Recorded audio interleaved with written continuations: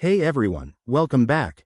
Today, we're tackling a common hiccup in the Goodbudget app: recovering a deleted envelope. If you've ever accidentally zapped one of your budgeting categories and felt that panic set in, you're in the right place. Goodbudget is an awesome tool for envelope budgeting, helping you divvy up your money into virtual envelopes for things like groceries, entertainment, or rent. But mistakes happen, and that's okay. Let's fix it step by step so you can get back on track quickly.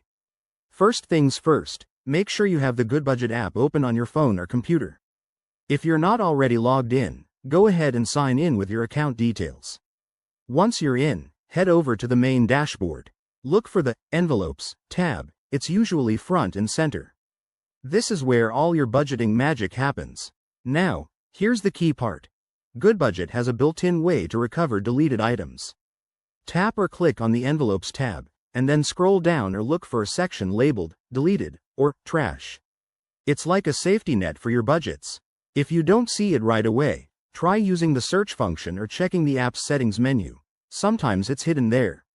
Once you've found the deleted section, you'll see a list of envelopes that have been removed recently. Simply select the one you want to bring back. There should be a Restore or Undelete button. Go ahead and tap that. The app will confirm the action, and voila, your envelope is back in action.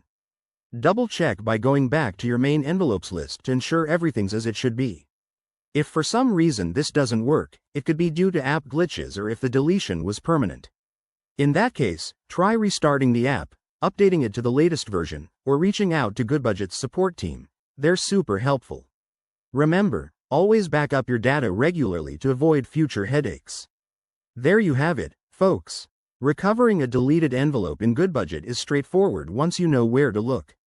If this tutorial saved your day, give it a thumbs up, subscribe for more money-saving tips, and drop a comment if you have any questions. Thanks for watching, and happy budgeting.